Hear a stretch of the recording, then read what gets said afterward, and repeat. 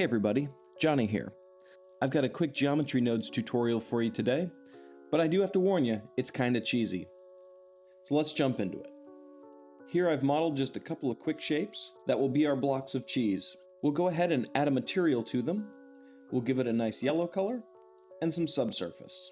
But now we want to put some holes in our cheese. So let's do that with geometry nodes. First we're going to need an object to define our divots. So to do that, I'm going to create a UV sphere.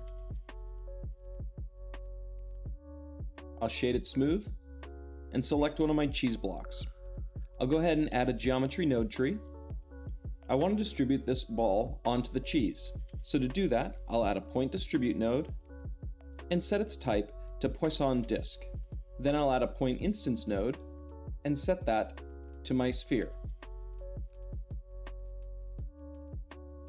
For the moment, I'm going to add a geometry join geometry node and hook up my original shape as well. Now I can visualize where my holes are going to go. I'll increase the density and increase the distance. One of the key things right now for this method is that the objects you're using to create the holes can't overlap one another. I believe this will be fixed in future releases of geometry nodes, but for right now, this will cause the process to fail if they overlap.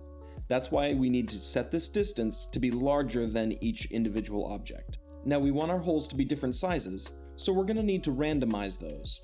To do that, we'll add an attribute randomize node and set its attribute name to S.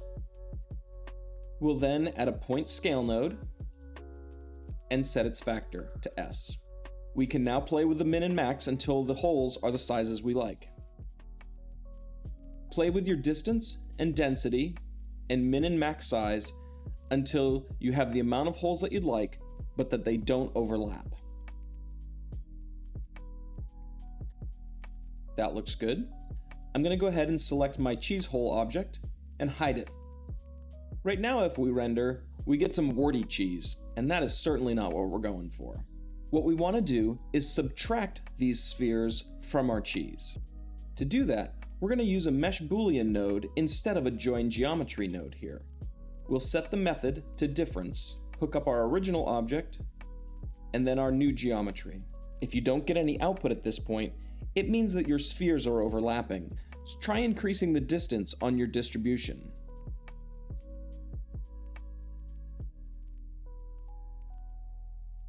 Now, to add holes to this second block, I'll select it, add geometry nodes, and then choose my cheesy. For expanded control, you can go ahead and drag some of these options out to the group input. For instance, the distance, the density, the minimum, the maximum, and then plug seed here and here.